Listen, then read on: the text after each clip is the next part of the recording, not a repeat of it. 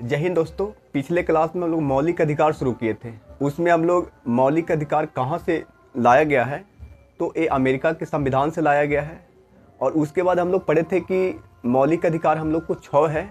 English में उसको fundamental right बोलते हैं मौलिक अधिकार को।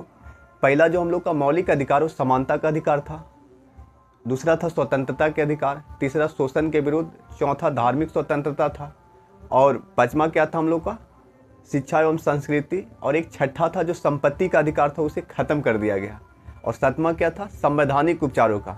हम लोग पिछले क्लास में पढ़े थे क्या कि समानता का अधिकार संविधान के आर्टिकल 14 से 18 में है। क्या है? 14 से 18 में। यहाँ तक हम लोग क्लियर कर लिए थे। इसके आगे हम लोग को स्वतंत्रता के अधिकार के बारे में पढ़ना है। अब हम लोग स्वतंत्रता के अधिकार के बारे में पढ़ेंगे। ये आर्टिकल कितना है? 19 से 22। हम लोग इस पिछले क्लास में क्या पढ़े थे? समानता के अधिकार। वो आर्टिकल कितना से कितना था? 14 से 18 था। 12 में क्या था? मौलिक अधिकार के परिभाषा था। अब हम लोग क्या पढ़ेंगे? स्वतंत्रता का अधिकार। अब यहाँ आर्टिकल 19 के 1 में है अभिव्यक्ति की स्वतंत्रता। उसके बाद बोलने की स्वतंत्रता। अभिव्यक्ति की स्वतंत्रता के मतलब क्या? जैसे हम एक व्यक्ति हैं तो हमें अपने आप में क्या है? स्वतंत्र हैं हम, तो वो चीज़ फील होना चाहिए। उसके बाद बोल रहा है कि बोलने की स्वतंत्रता। अगर आप व्यक्ति हैं तो आपको बोलने की स्वतंत्रता मिलना चाहिए, ये नहीं कि आपको मौन धारण करके रहना है। तो वही बोल रहा है कि बोलने की स्वतंत्रता। उसके बाद बोल रहा है झंडा लहराने की स्वतंत्रता। जैसे भारत का तिरंगा झंडा है, चाहे कोई पार्टी है, जैसे भारतीय जनता पार्टी है, कोई कांग्रेस पार्टी है, कोई कम्युनिस्ट पार्टी है, तो कोई समाजवादी पार्टी है, तो सभी को झंडा लहराने की क्या है? स्वतंत्रता है। उसके बाद बोल रहा है कि पुतला जलाने। हाँ, कोई मान लिया जाए कि हम जिस पक्ष के लीडर को चुने, जिस पार्टी के लीडर को चुने, अगर वो पार्टी बेहतर काम नहीं कर रहा है या बेहतर नहीं कर रहा है तो उसका हम पुतला फूंक सकते हैं। इसके लिए आप स्वतंत्र हैं, डरने की ज़रूरत नहीं है। आप जिस काम के लिए जिसे चुने हैं, अगर वो सही से नहीं कर रहा है तो उसका पुतला जला के आप बहिष्कार कर सकते हैं, उसका विरोध कर सकते हैं। तो वही है कि पुतला जलाने की भी क्या चीज़ है? स्वतंत्रता है। आगे है कि हाँ, प्रेस की स्वतंत्रता। जो मीडिया है उसको भी स्वतंत्र यहाँ किया गया है, माने आवाज़ उठा सकता है। मान लिया जाए कि जहाँ गलत हो रहा है, धरातल पे जो नेता काम किया वो गलत किया, तो उस आवाज़ को क्या पूरा भारत में फैला सकता है। तो वही है कि यहाँ मीडिया वाला को भी क्या है?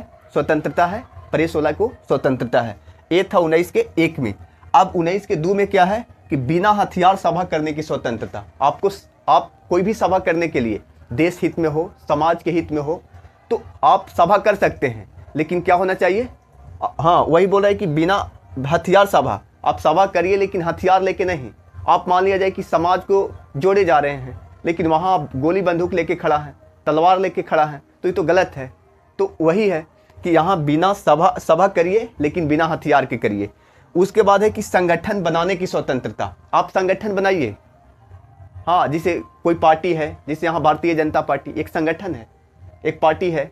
उसके बाद एक कांग्रेस पार्टी है और राष्ट्रीय जनता दल है, कोई स्वयंसेवक संघ एक संगठन है। तो आप संगठन बना सकते हैं, कोई दिक्कत नहीं है, लेकिन देश विरोधी संगठन नहीं होना चाहिए। देश के हित में होना चाहिए, समाज के हित में होना चाहिए, स्टूडेंट के हित में होना चाहिए, तब वो बेहतर है। उसके बाद बोल रहा है कि बिना रोक टोक चारों ओर घूमने की स्वतंत्रता। आप स्वतंत्र हैं और बिना रोक टोक के आप देश के कोना कोना में भ्रमण कर सकते हैं। भारत के कोई भी राज्य हो, आप वहाँ बिना रोक टोक के जाइएगा। आपको अगर कोई मना करता है, कोई भगाता है, तो संविधान के हिसाब से उस इंसान को उस जगह पे जो आपको विरोध किया उसको कानूनी तौर पे कार्रवाई होगा। उसके बाद बोल रहा है कि हाँ, भारत में किसी क्षेत्र में बसने की स्वतंत्रता। भारत में 28 राज्य है, 8 केंद्र शासित प्रदेश है। तो आप कोई भी क्षेत्र में, चाहे उत्तर प्रदेश हो गया, दिल्ली हो गया, महाराष्ट्र हो गया, उसके बाद तमिलनाडु हो गया, आप कोई भी क्षेत्र में क्या हो सकते हैं? बस सकते हैं। उसके बाद बोल रहा है कि संपत्ति का अधिकार। अब यह मूल अधिकार नहीं रहा। पहले हम लोग को एक संपत्ति का अधिकार था। मौलिक अधिकार में हम लोग इसके पहले बोल रहे थे, तो उस समय बोले थे कि हम लोग को मौलिक अधिकार अभी वर्तमान में 6 है, लेकिन हम लोग को शुरू में 7 मिला था। लेकिन एक टाइम के बाद जब हम लोग को संपत्ति का अधिकार मिला तो वहाँ पे दिक्कत हो रहा था। दिक्कत ये हो रहा था कि संपत्ति का अधिकार तो हम लोग को मिल गया था, तो गवर्नमेंट अगर रेलवे लाइन बनाता था या एरोप्लेन उतरने का हवाई अड्डा बनाता था, तो कोई वहाँ पे ज़मीन मांगा जाता था तो नहीं देता था, तो गवर्नमेंट को ऐसे ऐसे बहुत सारे दिक्कत आने लगी। तो वो हिसाब से गवर्नमेंट संपत्ति के अधिकार को क्या कर लिया, हम लोग से वापस ले लिया। आज की डेट में हम लोग को संपत्ति के अधिकार नहीं मिला है। संपत्ति मेरा है, लेकिन गवर्नमेंट के अगर काम रहेगा, ज़रूरी रहेगा, तो आपको एक निश्चित पैसा देकर आपको ज़मीन ले सकता है, चाहे कोई भी घर है उसको अपना सकता है। तो वही है यहाँ की संपत्ति का अधिकार। अब यह मूल अधिकार नहीं रहा, बल्कि यह काची हो गया, कानूनी अधिकार हो गया। यानी इसको कानून मैंने सरकार अपना अंडर में ले लिया, अपना हिसाब से उसको जहाँ पे भी जो संपत्ति उसको सही लगेगा उसको आपको एक पैसा मिलेगा, लेकिन आपको सरकार को देना पड़ेगा। हाँ, तो संपत्ति के अधिकार हम लोग को आज के डेट में क्या है, नहीं है। उस 44वां संशोधन करके संविधान में 44वां संशोधन हुआ, उसके बाद उसको 1978 में क्या कर दिया गया, हटा दिया गया है। और आज के डेट में 300 के कम में संपत्ति के अधिकार को रखा गया है। उसके बाद हम लोग को है क्या, व्यवसाय करने की स्वतंत्रता। क्या करने का, हाँ, बिजनेस करने की भी स्वतंत्रता है। यानी कि आप कोई भी बिजनेस कर सकते हैं, हाँ, लीगल होना चाहिए। आप अगर मान लिया जाए कि ड्रग्स के बिजनेस करेंगे तो उद्देश्य हित में का चीज़ है, इलीगल काम है, तो आप बिजनेस करने के लिए स्वतंत्र हैं। आप कोई भी बिजनेस करिए, नमक का करिए, आप दवाई का बिजनेस करिए, चाहे और कोई वस्तु का, धान का, गेहूं का, लेकिन आप इलीगल चीज़ का नहीं कर सकते हैं। जैसे बिहार में शराब बंद है और आप शराब का बिजनेस करिएगा तो ये तो अच्छा बात नहीं है। जो सरकार जिसको इलीगल घोषित कर दिया है उसका आप बिजनेस नहीं कर सकते हैं।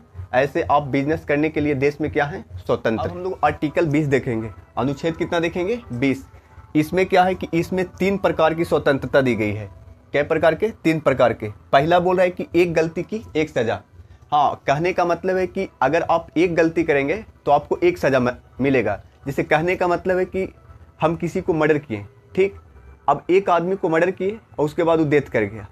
अब हमको दिमाग में है कि अब तो एक मर ही गया, अब ऐसे भी हमको जेले में जाना है, तो एक और को मर्डर कर देते हैं। तो वहाँ आपको 2 गलती जुड़ाएगा। आप एक गलती करिएगा तो आपको एक सज़ा होगा, लेकिन अगर आप 2 गलती करेंगे तो आपको 2 सज़ा होगा। मान लिया जाए कि आप एक मर्डर करने के बाद आपको जीवन कारावास हो रहा था, लेकिन आप 2 मर्डर किए, दोनों ख़त्म हो गया, तो आपको फांसी भी हो सकता है। तो कहने का मतलब है कि आप एक गलती करेंगे तो आपको एक सज़ा मिलेगा, और 2 गलती करिएगा तो 2, और 3 गलती करिएगा तो 3। उसके बाद है कि सज़ा उस समय के कानून के आधार पर दी जाएगी, न कि पहले या बाद के कानून के आधार पे। हाँ, एक चीज़ और बोल रहा है, 20 के 2 में बोल रहा है इसमें कि सज़ा उस समय के कानून के आधार पे दिया जाएगा। जैसे कहने का मतलब कि हम किसी को मर्डर किए और उसके बाद वो डेथ कर गया, अब उस समय है अंतिम सज़ा की इसको जीवन कारावास होगा, तो उसको जीवन कारावास ही होगा। अब मान लिया जाए कि कल के डेट में वो नियम चेंज हो गया कि ना, जो किसी को अगर कोई मर्डर करेगा तो उसको फांसी पड़ेगा, तो कल के हिसाब से नहीं। अगर आप गलत आज किए हैं तो आज के हिसाब से ही आपको कार्रवाई होगा। तो वही बोल रहा है कि सज़ा उस समय के कानून के आधार पर दी जाएगी, न कि पहले या बाद के कानून के आधार पे। ऐसा इसलिए है कि कभी कभी ऐसा होता है कि आप कुछ क्राइम किए और उसके बाद 1 महीना के बाद, साल भर के बाद, वो आप जो काम किए हैं उसके हिसाब से सज़ा चेंज हो गया, तो उससे मतलब नहीं है। आप जिस समय आप गलत किए और उस समय जो संविधान के हिसाब से जो नियम था, कानून था, उसके हिसाब से ही आपको क्या मिलेगा, सज़ा मिलेगा। उसके बाद है कि सज़ा के बाद भी कैदी को संरक्षण दिया जाता है। अगर कोई मान लिया जाए कि किसी को जीवन कारावास सुना दिया गया, भले वो आदमी गलत है, लेकिन उसके बाद भी उसको क्या दिया जाता है, संरक्षण दिया जाता है। क्या दिया जाता है, संरक्षण। एक चीज़ और, अगर कोई आदमी मर्डर करके अगर जेल में सीधे अगर कोर्ट में पहुंच जाएगा, अगर थाना में पहुंच जाता है, तो वहाँ उसको न के बराबर मारा जाता है। जैसे थाना में पहुंचेगा तो उसको पिटाई कर देगा कांस्टेबल, लेकिन अगर वो कोर्ट में पहुंचेगा तो वहाँ पे उसको पिटाई नहीं होता है। तो वही बोल रहा है कि सज़ा के बाद भी कैदी को संरक्षण, यानी आप गलत किए, आपको जीवन कारावास है, लेकिन वहाँ पे आपको तबीयत खराब होगा तो उसका ट्रीटमेंट होगा, आपको सही से भोजन दिया जाएगा, हर आपके गतिविधि पे क्या किया जाएगा, ध्यान रखा जाएगा। उसके बाद है कि आर्टिकल 20 के अनुसार जब तक किसी व्यक्ति को न्यायालय दोषी करार नहीं कर देती तब तक उसे अपराधी नहीं माना जाता है। एक चीज़ और बोल रहा है कि जब तक आपको न्यायालय दोषी नहीं करार दिया है तब तक आप दोषी नहीं है। बहुत बार ऐसा होता है कि कोई आदमी गलत सलत किसी को केस ठोक देता है, तो उस कंडीशन में आप दोषी नहीं हैं। जब तक आपको न्यायालय, कोर्ट जब तक आपको दोषी नहीं कहेगा तब तक आप दोषी नहीं हैं। तो वही बोल रहा है कि आर्टिकल 20 के हिसाब से आप तब दोषी हैं जब आपको high court, district court, supreme court आपको दोषी बोल रहा है कि ना आप दोषी हैं, तभी आप जाके कहती हैं दोषी है।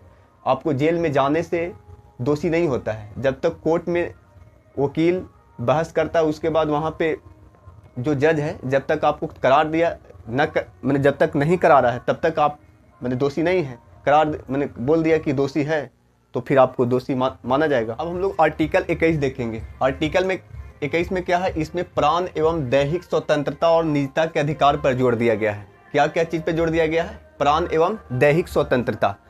इसी के कारण हम लोग को, जब हम लोग गाड़ी चलाते हैं और हेलमेट नहीं लगाते हैं तो पुलिस क्या करती है? चालान कटती है। अगर हम 4 व्हीलर चला रहे हैं और सीट बेल्ट नहीं लगाए हैं तो उस समय भी क्या करता है? पुलिस चालान काटती है। तो वही है कि आपका प्राण एवं दैहिक स्वतंत्रता और निजता के अधिकार पर जोर दिया गया है। माने आप स्वतंत्र हैं, लेकिन ऐसा नहीं है कि आप अपने शरीर को दांव पे लगाइएगा। तो वही है कि आपका जो निजता है, आपका जो निजी संपत्ति है, उस पर क्या है? जोर दिया गया है इस आर्टिकल में। तो यही है कि आप अपने आपका जो मतलब जीवन है उसको आप समाप्त नहीं कर सकते हैं। इसीलिए अगर हम लोग हेलमेट नहीं चलाते हैं तो पुलिस चालान करती है, चाहे सीट बेल्ट नहीं लगाते हैं या गाड़ी से धुआं निकलता है तो चालान काटा जाता है। तो वही है इसमें कि दैहिक स्वतंत्रता और निजता पर क्या किया गया है? जोर दिया गया है। उसके बाद 21 के एक क है, उसमें है कि 6 से 14 वर्ष के बच्चों को निःशुल्क प्राथमिक शिक्षा का अधिकार है। हाँ, 6 से 14 वर्ष के जो बच्चा है उसको निःशुल्क शिक्षा दिया जाता है। यानी कि 8वां तक का जो पढ़ाई होता है हमारा स्टेट में, चाहे पूरा कंट्री में, तो वहाँ 6 से 14 वर्ष के बच्चों को निःशुल्क वहाँ ड्रेस भी बांटा जाता है। उसके बाद निःशुल्क वहाँ पे पढ़ाई भी होगा और वहाँ पे खाना भी मिलता है। तो ये 86वां संशोधन करके 2002 में जोड़ा गया है। कब जोड़ा गया है? 2002 में। मैंने 2002 से ये नियम हमारा देश में लागू है कि यहाँ पे आपको 6 से 14 वर्ष के बच्चों को निःशुल्क शिक्षा मिलेगा, खाना मिलेगा स्कूल में, उसके बाद आपको ड्रेस का भी पैसा मिलेगा, यानी व्यवस्था पूरा 14 वर्ष तक मिलेगा। अब हम लोग आर्टिकल 22 देखेंगे। आर्टिकल 22 में कि इसमें 3 प्रकार की स्वतंत्रता दी गई है जो गिरफ्तारी से संरक्षण करती है। हाँ, आर्टिकल 22 में क्या है कि आप अगर गिरफ्तार भी हो गए हैं, आप कोई मामला में आप कोई गलत काम किए जिसमें क्या हो गए, गिरफ्तार हो गए हैं, तो उसके पहले आपको संरक्षण दिया जाएगा। क्या दिया जाएगा? संरक्षण। पहला है कि व्यक्ति को गिरफ्तार करने से पहले कारण बताना होता है। कोई भी अगर पुलिस आपको अरेस्ट कर रही है और कारण नहीं बता रहा है तो गलत है, वो संविधान विरोधी काम कर रहा है। तो अगर आपको कोई गिरफ्तार कर रहा है तो आप कारण पूछ भी सकते हैं और कारण अगला को बताना ज़रूरत भी है। यानी बिना कारण बताए उसको गिरफ्तार नहीं कर सकता है। तो वही बोल रहा है कि व्यक्ति को गिरफ्तार करने से पहले क्या करना होगा? कारण बताना होगा। दूसरा बोल रहा है कि 24 घंटे के अंदर उसे न्यायालय में सशरीर प्रस्तुत किया जाता है। इसे 24 घंटे में यातायात तथा अवकाश का समय नहीं गिना जाता है।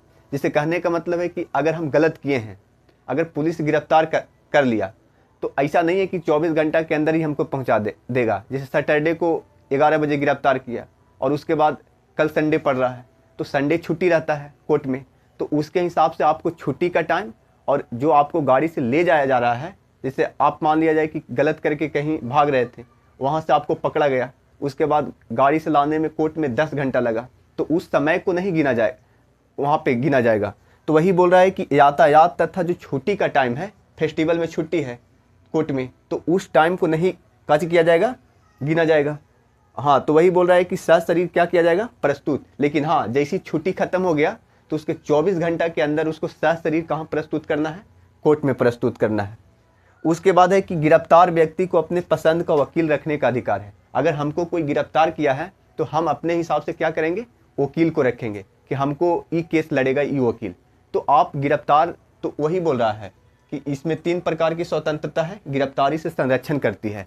हाँ, मैंने आप गिरफ्तार होने के बाद भी आपको क्या दिया जाएगा? संरक्षण।